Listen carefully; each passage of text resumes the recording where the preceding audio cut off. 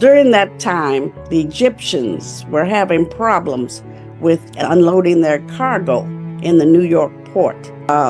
Malcolm was called upon, and those of you who knew Malcolm know the power he had in the neighborhood and in Harlem. Malcolm shut down those businesses and told them no more dealing with the Jews until they release Egypt's war docks so that they can continue on doing business. That happened. Harlem responded, and the Jews felt pressure, and whatever the problem was went away. So then the Honorable Elijah Muhammad decided, and he talked with Gamal Abdel Nasser, who was president at that time of Egypt. We should start international bonding with each other. And what better thing to do, I think this was Nasser's suggestion, is to send some of your people over here to stay with us so that they can learn our ways and we can learn yours. So Malcolm and some of Gamal Abdel Nasser's ambassadors to the United States got together. Akbar and I were selected to be the cultural attaches to be sent to Egypt. Afrodescendant Ali, yeah, we writing history. Afrodescendant Ali for the whole world to see. Oh yeah. Yes, I am 85 and growing older, and want to share some personal moments that I had with the Honorable Elijah Muhammad. I keep saying I'm going to write a book about it, but there's always things to do, and it gets kind of pushed to the side. So, with the few minutes that I have, I would like to share some of my personal moments with him so that you can know him as a man. He was not just a leader, he was a man. And it was enjoyable being in his presence and learning from his person. I actually was in his presence for the first time because he had heard that his youngest son, Akbar, had a new girlfriend. He had Silas, the table, excuse me. He had a Muslim girlfriend for years. And then all of a sudden now he has this, what we call lost found girlfriend. So Elijah Muhammad was curious. Well, what is she doing and who is she? And Clara also, his mother. And they invited me and my mother over for dinner. And my mother was typical Episcopalian Black woman. She didn't want to have anything to do with Muslims at that time, but which didn't concern me. I went over as a guest. When I first came in the door, I was caught with the photo. It was more like a painting, really. It was huge. It was in the vestibule of Elijah Muhammad's home, and it had lights shining on it. So the first thing I asked him about after we got settled at the table and had our usual chit chats, I asked him, "Who is that man that you are honoring in your vestibule?" And his face lit up, and he told me who it was. And he began to tell me something about Master Farad Muhammad. And you might be surprised, but this was my first time hearing any details about Master Farad Muhammad. Akbar was the sort of man who didn't try to force anything on you, especially anything as personal as your religious belief. So he was waiting until I reached that point in time when I wanted to learn something about being Muslims. And that point did come at that dinner, and I got my ears full. And after that, Elijah Muhammad taught me many things.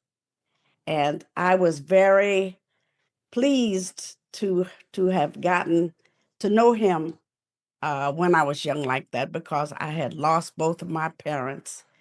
By the time I was 16, I lost my mother, and I was totally involved in the nation. And I also wrote my letter of belief and had it accepted in 1957. which makes me one of the oldest of us still floating around. And I want to share these memories of him, the love of him, the pain I've felt in some instances before things go on. So he became like a stepfather to me at a young age. He was there helping me with things that I, as a youngster, as a teenager, I just looked at him like a stepfather. Uh, when you're a teenager, you do things teenagers do. You don't plan like you should. I had gone to New York to visit a girlfriend of mine that had lived in Chicago.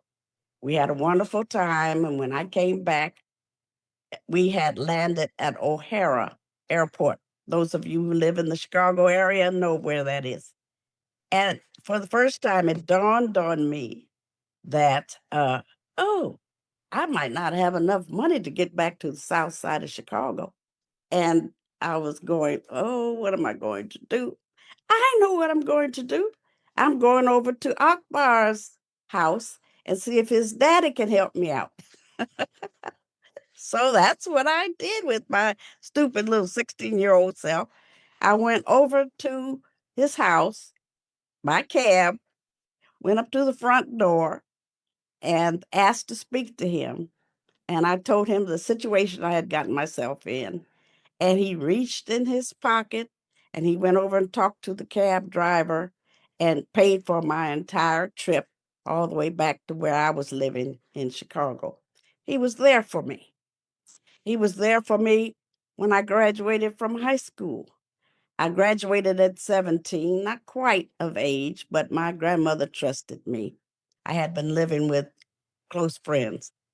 And he found me an apartment, and it was with an older sister who was living with her granddaughter. And the three of us lived there together. That gave me my protection. They took the living room and put French doors on it with that non see through glass, but still glass. So I could have my own privacy, shut my doors, and still be there and be with an older adult. He did that. I didn't arrange it. I didn't even know he was thinking about it.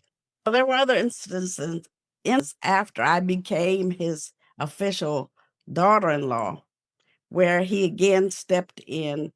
First, he had me working as one of his secretaries, and I learned a lot about him and the nation through being in that position. And then as that went on, I got to know him better, and he got to know me better, and we could have talks. He had got to the point where he had named me Little Bit, and that's something that he didn't usually do. But we went on, and there was an incident involving Malcolm. Akbar and I had decided to move to New York at Malcolm's invitation. While we were there, Akbar was teaching Arabic to all the believers in the New York area, and I was going to school there in Jamaica. And during that time, the Egyptians were having problems with unloading their cargo in the New York port. Malcolm was called upon, and those of you who knew Malcolm know the power he had in the neighborhood and in Harlem. Malcolm shut down those businesses and told them no more dealing with the Jews until they release Egypt's war docks so that they can continue on doing business. That happened. Harlem responded, and the Jews felt pressure, and whatever the problem was went away. So then the Honorable Elijah Muhammad decided, and he talked with Gamal Abdel Nasser, who was president at that time of Egypt. We should start international bonding with each other. And what better thing to do? I think this was Nasser's suggestion, is to send some of your people over here to stay with us so that they can learn our ways and we can learn yours. So Malcolm and some of Gamal Abdel Nasser's ambassadors to the United States got together. Akbar and I were selected to be the cultural attaches to be sent to Egypt. At that time, it was known as the Gumhuriyya Tel Arabiya Tel Muttahida. Now, that union didn't last that many years, but it lasted long enough for Akbar and I to go over there and try to create this bond between the Egyptian people in North Africa and the Muslims in the United States. And that's what we did. We went over there and we were there for 2 years. I got to know Egyptians on a very good basis. And I told them that Islam in the United States was different from the Islam in Egypt. And they didn't seem surprised by that at all. They told me that everywhere Islam had gone, it went to different nations at different times in their history, and they handled the problems of the moment. So wherever it went, it was a difference in Islam.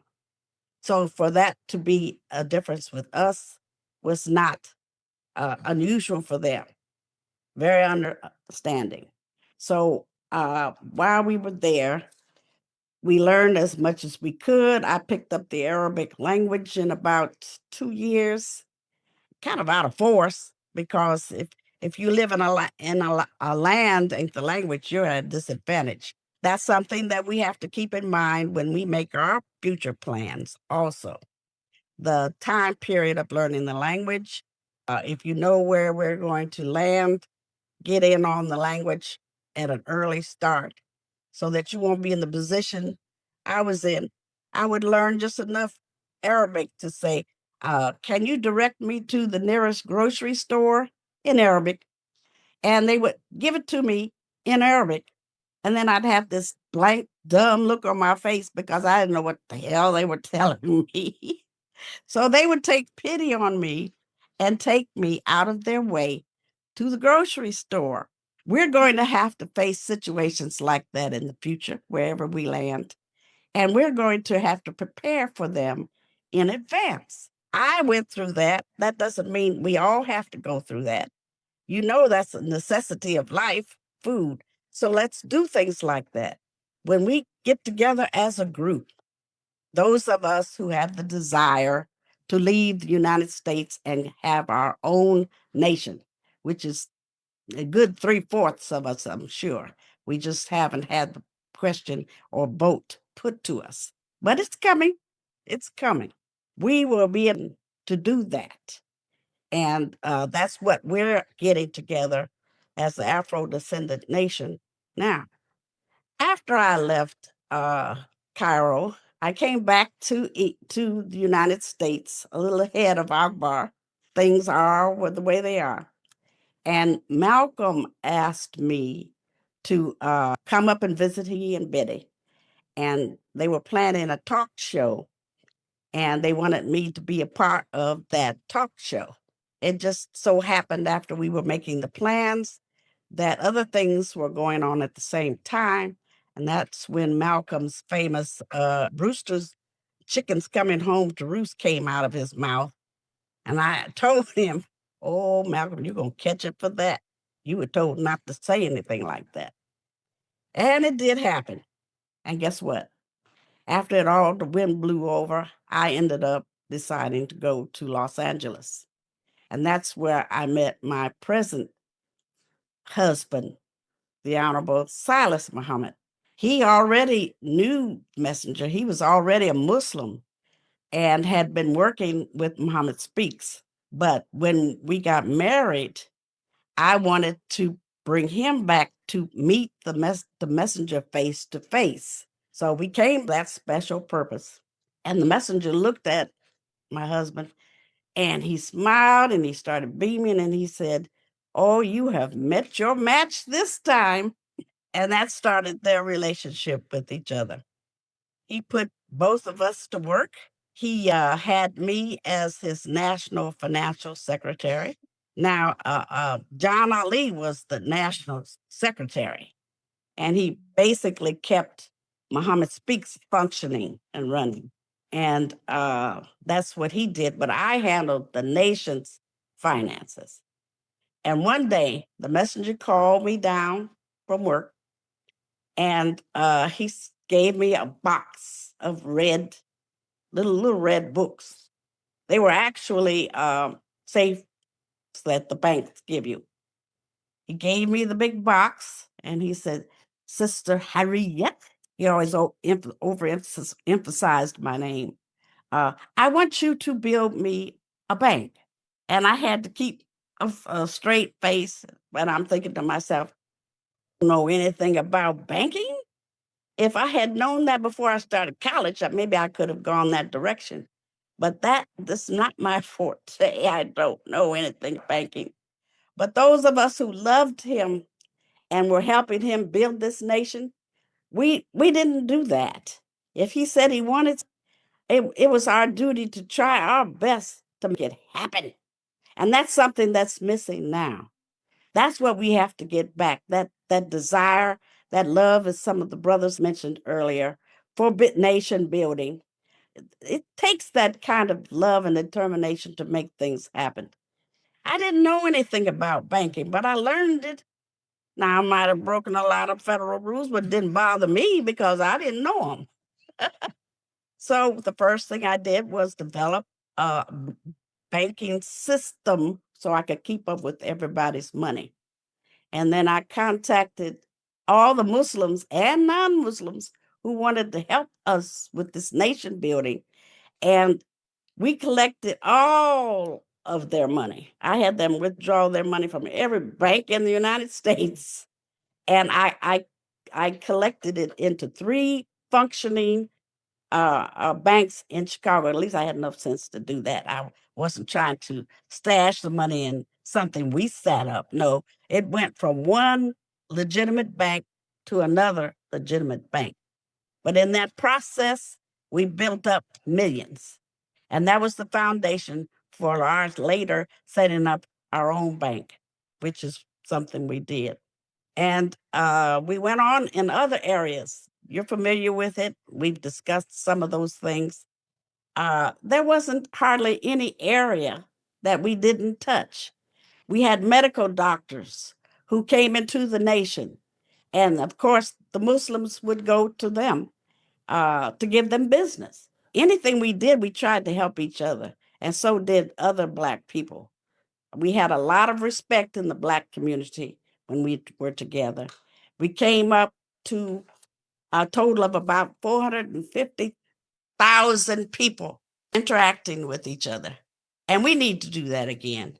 And we can do that again. You have to make it happen. We went through a period when we came apart. And I want to share this with you. It's personal to me and it's painful to me. But it's something that we need to know. The messenger me a bust. I'm going to try to show it to you. Can you see it? See this bust? This is a brass bust that Malcolm had made up for him. It's not showing up very well on the screen. Can you see it? Yes, we can see it partially. Yes. Okay. Like it's going in and out. There we go. We can see it Yeah. now. You see the messenger's face, don't you? Yeah, hold still. Okay. Yes, ma'am. All right. Doesn't have any eyes. You see that? Yeah. Yes, ma'am. Well, Malcolm meant well because he did love the messenger, and he had hired an artist to make that bust. And he presented it to the messenger, but the messenger looked at it long and hard, and he said, "I don't like looking at that bust. It reminds me of my death." And that kind of caught me off guard. And it was a little painful. And I said, "Well, I can put some eyes in there for him if it would help." And he said, "Well, I don't know whether that's going to do it or not, but let's see." So I made little paper mache stuff and I put eyes in it. Then I painted over the paper mache. He still didn't like it. So he gave me the bust and I've had it ever since. But when I look about it, it just reminds me of those moments in conversation. He would tell me about his dying and what was going to happen to us. He told me that when he died, the nation was going to die too. He said he would only have enough followers to fill the cab of the front of a cab. And I was in shock. I was in pain. It was hard for me to take that conversation from him. And of course, I assured him that we are not going to let that happen. There are too many of us. There are 450,000 of us. We're not going to let all of your work come undone. But he said, no, Sister Harriet, you will see. You will see. So yes, he left us, as said it would happen. And the day before the funeral, the family was allowed to come and view his body. And that's something that we did also. His body had been prepared by Ethel, his oldest. That was a shock to her. She had never seen her father naked before, much less asked to bathe his entire body in preparation for the wrap. But she did that. And it was wrapped according to the way Orthodox Muslims do. And that was probably a suggestion from Wallace. But she did do that. And when I saw him at the funeral home, I stood over him for about 20 minutes. And I was about to bust because I was thinking of all the time we had had together, all these special messages he had given me, things like that, promises I had made him.